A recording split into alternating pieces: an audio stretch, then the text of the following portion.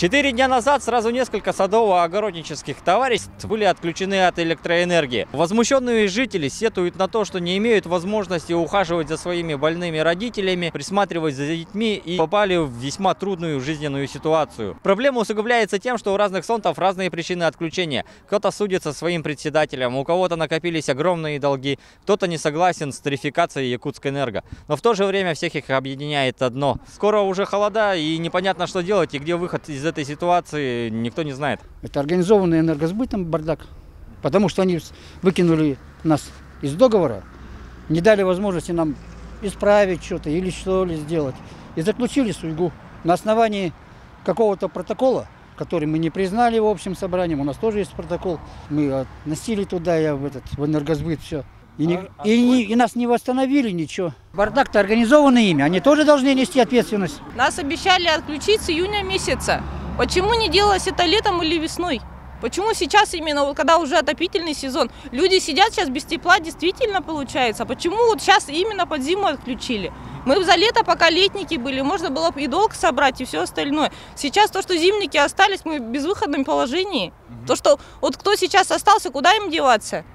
Вот что сейчас делать получается? И мы не можем собрать полностью долг, потому что летники уехали, чтобы раскидать всю сумму. И зимники сидят, не знают, что делать. У многих отопление идет котлы. Это идет от насоса. Как они будут отапливаться зимой? У нас нету газа, чтобы топить вот это все. Мы же без газа живем. Вы представьте, сейчас долг у нас, допустим, в нашем соте, вот все 3 сота получается, ну, все 3 улицы, 856.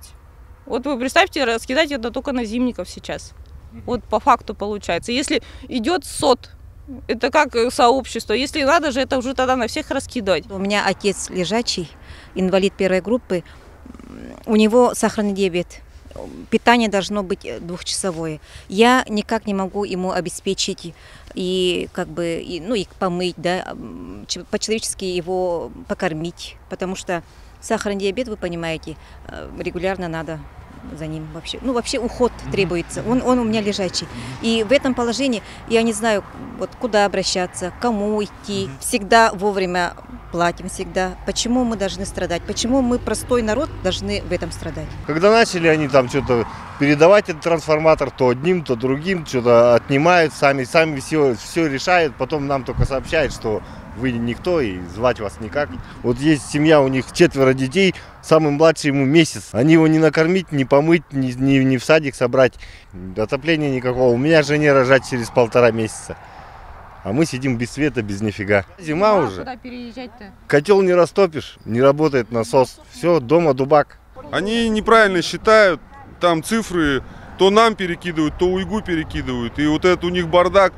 Потом они, вот когда счетчики разделили, у нас долг пополам сделали, не считали там наш долг, их долг, у них было больше долга, и они нам приписали. Вот. Те, кто проживает летом, они говорят, мы платить не будем, потому что копили долг зимний, кто проживает зимой, они наворовали, накопили долг, а мы платить не будем.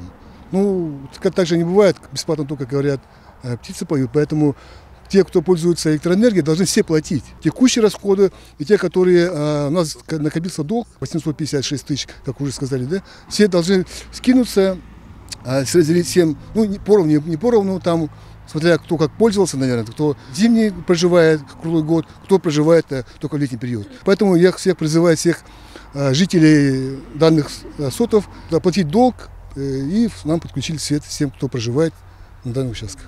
Почему до такого долга доводит, когда 100 тысяч, они должны сказать, звонок дать и пусть отрубает, отключает. Тогда 100 тысяч легче собрать, чем 1 300 000.